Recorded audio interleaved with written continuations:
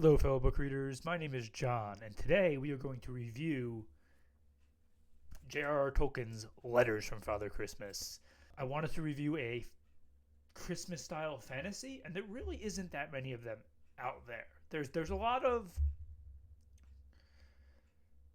fantasies that take place during Christmas, like the Harry Potter series, for example, or The Lion, the Witch, and the Wardrobe from C.S. Lewis, or plenty of others. There's just a lot out there that, touch on Christmas in some way. But in terms of fantasy books that are the central thing is Christmas, there really isn't that many of them. I mean, you got The Hogfather by Terry Pratchett and a couple others. You can argue The Grinch, Dr. Seuss's The Grinch, How the Grinch Stole Christmas is a fantasy. I would agree with that. So there are a few others, but they're a lot less than you think, which I find to be strange because I think the whole North Pole and Santa Claus is just ripe for world building, especially in the fantasy sphere. That's what it is. It is basically just world building. And it's already established world building, but there's so much you can do with it. So it was really cool to see J.R.R. Tolkien have a fantasy book about Christmas. Now, I will say I love this book. I gave it 4 stars. It's awesome. But it is not an actual novel. These are simply letters that he wrote to his children where he was cosplaying as Father Christmas, a.k.a. Santa Claus. So he wrote letters to each of his children between the years 1920 and 1943. He had 4 children, so he wrote letters to all 4 of his children for 23 years, cosplaying as Santa Claus. His children later in life described it as like an open secret. Like they knew he was actually Father Christmas, but they never told him they knew because that wasn't the point was he enjoyed writing these letters pretending to be Santa Claus, so they wanted him to keep doing it. So yeah. Now, the only negative I could say about this book is that it does feel a bit weird to read it because these letters are so personal. They're for his children, and there's no way if J.R.R. Tolkien survived longer, he would have published this during his lifetime. I don't believe that at all. I didn't look this up, so I could be wrong, but I can't see him ever publishing this. This was obviously published by his son, Christopher Tolkien, after his father passed away. So yeah, it just feels wrong a bit to read this. These letters feel personal, and they don't feel like I should be reading them. But that is the only problem. If you can get over that, this is just filled with so much love and care and just some really, really great world building. He just can't help himself. In letters he's writing to his children describing what they want for Christmas, he's just world building the North Pole and world building Santa Claus, and he can't help but stick pieces of his legendarium or his mythos from even Middle Earth into here. He changes it around a little bit to fit the North Pole, but he just shoves so much of his legendarium into these letters. Now, he even creates characters. So, of course, there's Father Christmas, Santa Claus. He writes most of the letters.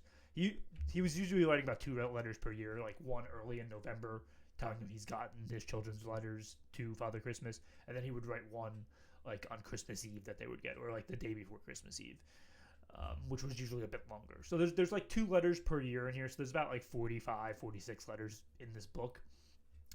And all of his letters also included artwork. And they're all artwork done by J.R.R. Tolkien himself. And every single piece of that artwork is great. Now, let's talk about the characters a little bit.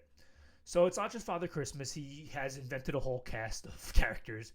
Of course, there's his assistant, the Polar Bear, who is sort of the comedy relief of the book. He's constantly causing trouble or getting into trouble.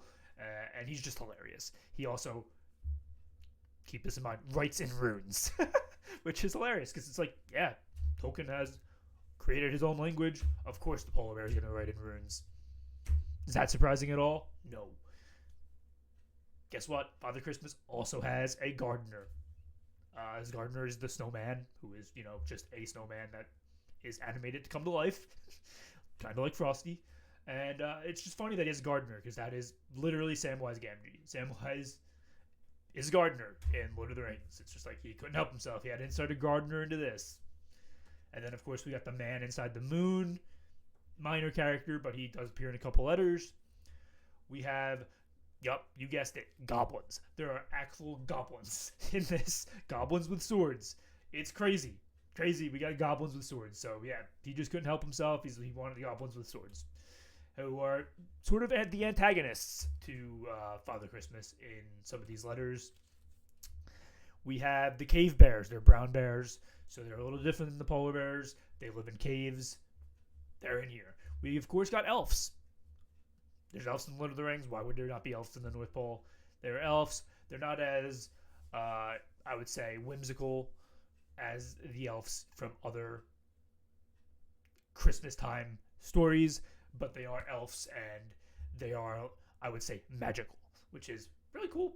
He does a good job with them. They're not as prevalent as you would imagine they would be in this letters, though, but they are there. And then, of course, there are the polar bear's nephews, who are just like the polar bear. They're like basically children version of the polar bear from this. They're also constantly causing trouble. Yeah, and then there's the snowman. Snowmen, because of course there's the snowman as gardener, but there's also more snowman around, and they are fun. They're just here to have a grand old time. So those are the characters in this. There might be a few more that I forgot about, but there's, like I said, he built out the cast of characters, because the first letter is just Father Christmas and the polar bear, and then throughout the other letters he's constantly just adding new characters into this, which I found to be very fascinating.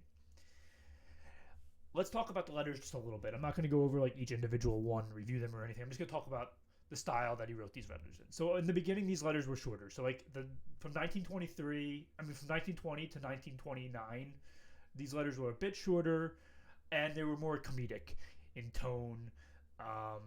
The polar bear was constantly getting into misadventures with Father Christmas. Like one year, he accidentally broke his house while he was climbing a mountain, and he fell off through the house, and they had to build a new one on top of the mountain.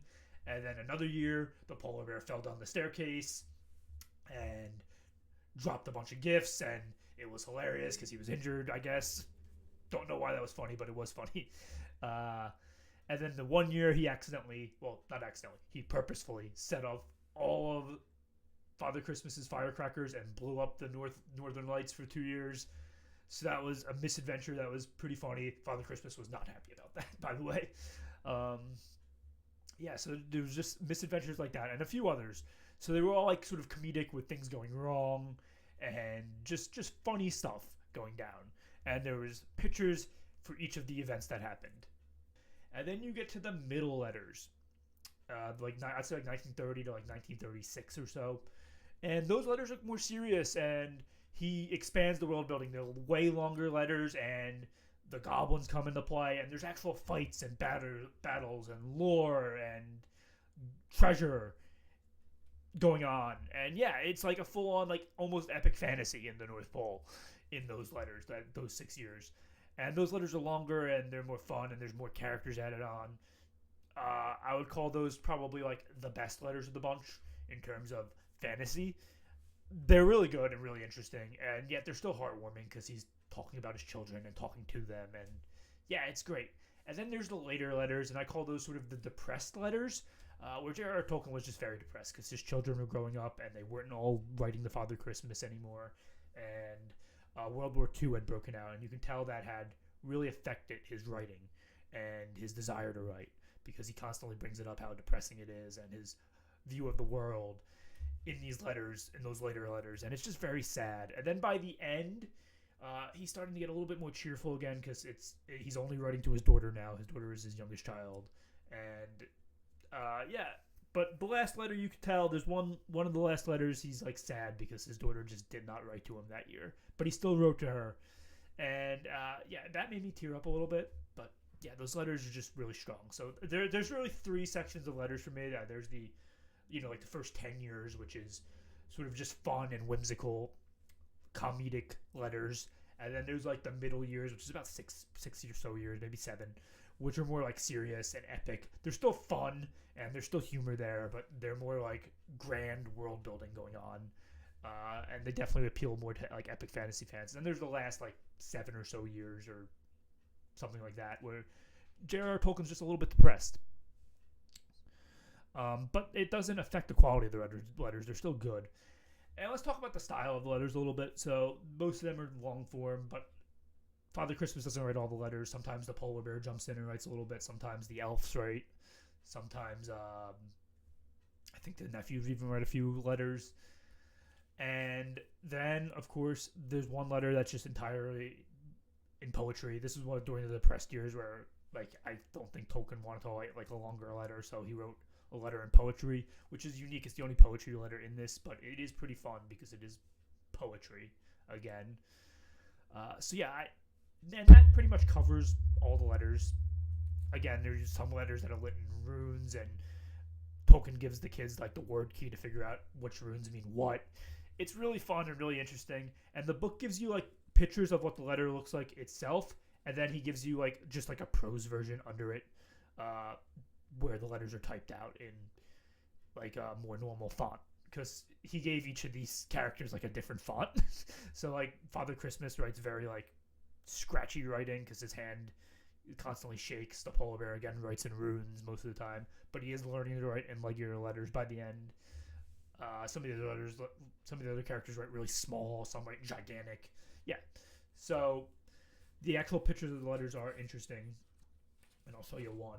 Like right here, you can see Father Christmas. He's writing in like very like squiggly lines.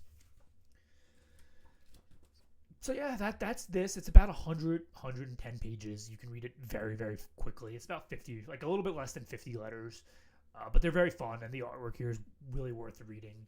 And it's classic Tolkien. He writes like Tolkien writes in this. So like you get like that grand verbiage and just the flowery prose and very descriptive writing, and just he couldn't help but world build, and I love that. I wish we had more of that, because I think Christmas just has some like really great world building, and I wish we had more of that in fantasy. But for sure, I would recommend this one. I don't really like to star rate this, but I did give it 4.5 stars. But you know, it's just great. Let's put it that way. And as always, thanks for watching, and I'll see you next time.